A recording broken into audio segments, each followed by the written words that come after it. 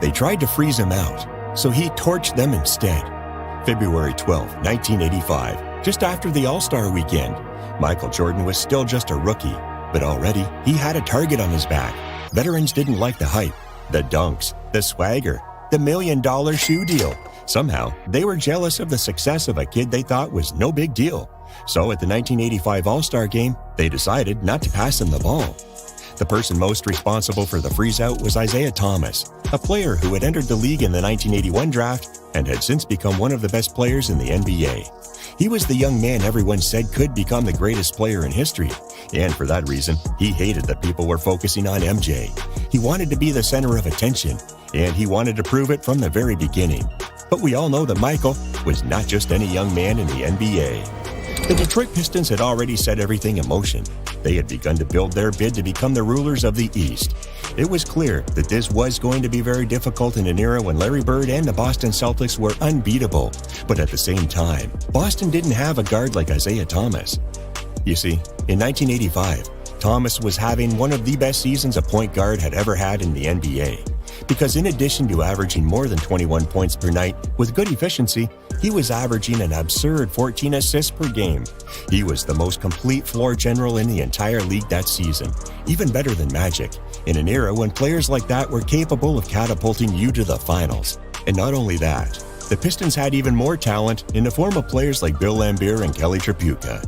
At that point, they only needed two things. One was a little luck, and the other was that no one else rose faster than they did. But the Bulls were on a mission. Even though it was Michael Jordan's rookie season, Kevin Loughery already knew that he was no ordinary rookie. He knew that his potential was as high as the moon. And for that reason, the Bulls didn't work like a team in rebuilding mode. They wanted it all. Because when the chips were down, that kid from North Carolina would be able to get them out of trouble. But there was a problem. The rest of Michael's supporting cast wasn't up to par. Yes, the Bulls had Orlando Woolridge, another young player who was poised to be a star. But other than him and Quentin Daly, who was a great player off the bench, Chicago didn't have much else. The thing is, Detroit was a much better team than the Bulls. In February, they were having a great season with 30 wins and 19 losses, while Chicago was barely struggling to stay over 500 with a record of 24-25. To make matters worse, Isiah and Michael had been teammates in the All-Star game a few days earlier. And Jordan, despite having achieved an incredible feat by being selected as a rookie, didn't have the best game. At times, it seemed like Isiah didn't want to pass him the ball. He wanted to ice him out.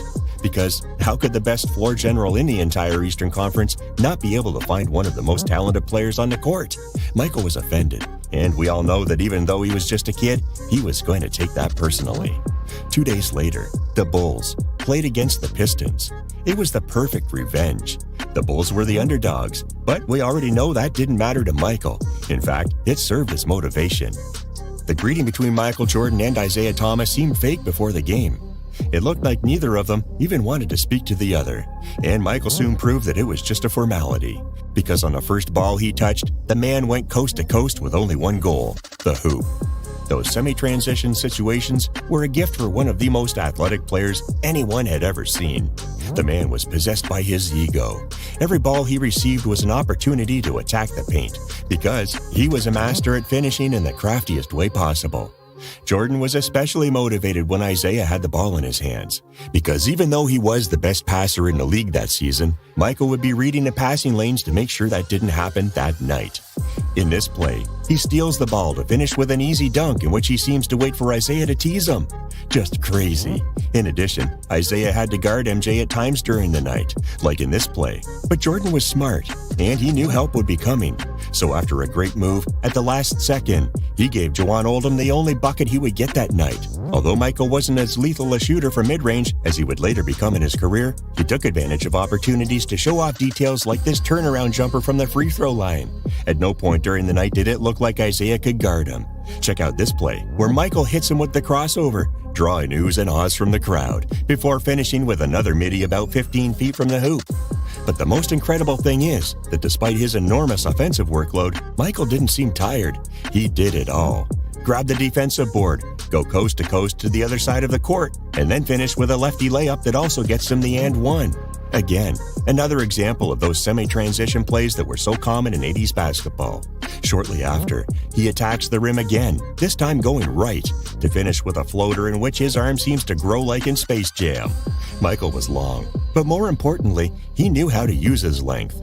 The great emphasis Jordan was putting on defensive rebounding not only helped him score, it also allowed his teammates to get out on fast breaks, as in this play, where Michael finds Woolridge with a pass that ends with an incredible poster. Yes, Orlando had a lot of bounce. Shortly after, and in the last play before halftime, Jordan takes his time. But then he shows why the defense can't relax for a second when he has the ball in his hands.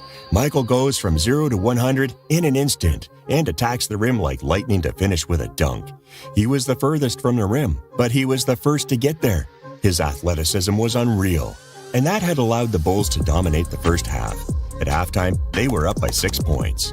However, his mentality in the second half didn't change one bit. Every time he locked eyes with Isiah Thomas, he remembered what was at stake in that game. It was nothing less than his honor. On this play, despite being double-teamed, he finds a way to double-clutch the layup to bank the shot. The basketball gods were on his side that night. It didn't matter if Woolridge, who was also having a great game, missed a shot, because there was Michael, ready to fight under the glass.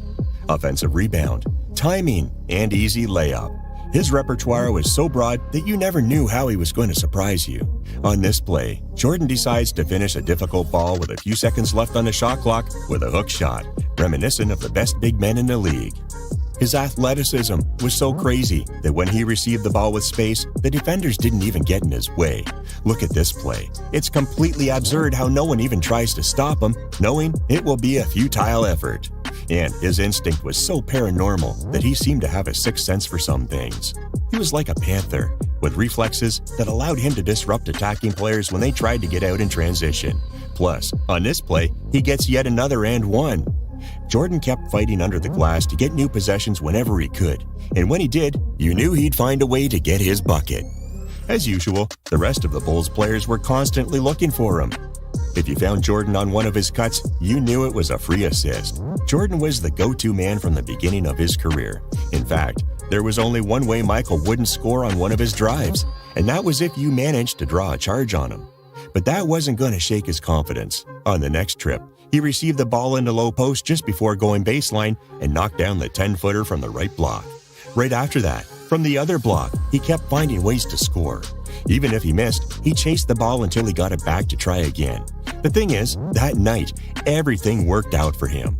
Now, with 10 seconds left on the clock, the Pistons had a chance to send the Bulls packing. The game was tied, and Isiah Thomas had the ball. With just seconds left, he decided to drive to the rim. But it was a turnover caused by Michael Jordan. He took the ball in his hands as if it were a trophy. He had secured overtime for his team, and he knew that that steal had meant more than basketball. In overtime, Jordan continued to dominate the glass. He grabbed second chances that sent him to the free throw line. At the same time, he was learning to make superstar decisions. The Pistons are so tired of him that they send multiple defenders when he has the ball, and Michael makes the right decision by assisting Sidney Green for the midi. Green returns the favor right after with an outlet pass that Michael catches. But the most incredible thing is how, despite receiving the hardest foul of the night, he doesn't even care. He gets the and one like nothing happens. The Bulls were completely dancing around the Pistons in overtime. Michael managed to close out the game with another defensive rebound, forcing the Detroit players to foul him and send him to the line. That's where he scores his 48th and 49th points of the night. And that's when he sits down on the bench with the game in the bag and receives an incredible ovation from the packed Chicago Stadium, which watches in awe at the dominance of its new superstar. Jordan had just had one of the first magical nights of his career. One of the first performances he would remember forever. 49 points, 15 rebounds, 5 assists, and 4 steals, with over 60% shooting from the field. That was one of the first moments in his career when he could say he was the best player in the entire NBA. The Chicago Bulls and the Detroit Pistons were two good teams, but they weren't ready yet. Both had young players who needed more experience in the league before fighting for the championship. Both needed to learn a lot more, but the truth is, the Pistons got there first. The two teams starred in an iconic rivalry that allowed Jordan to reach his full potential, because every hero needs a villain to match. On that February night, Michael showed Isiah what he was capable of.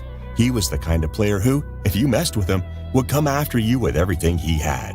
Jordan didn't hold back in punishing the player who had decided not to pass the ball in the most important game during the regular season, the game that everyone was watching. But he made sure that everyone saw what happened to Isiah 2 days later.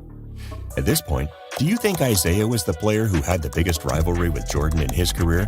A feud that lasted for more than a decade and seems to have never been fully resolved. Because if not, who else? Drop your pick in the comments. We'd love to hear your story. If you live for legendary breakdowns, epic rivalries, and the moments that made basketball history, subscribe to First 5 Hoops and join a community of real basketball fans. And if you enjoyed this video, don't forget to like, subscribe, and hit the notification bell to stay updated with all our latest content. Thanks for watching, and we'll catch you in the next one.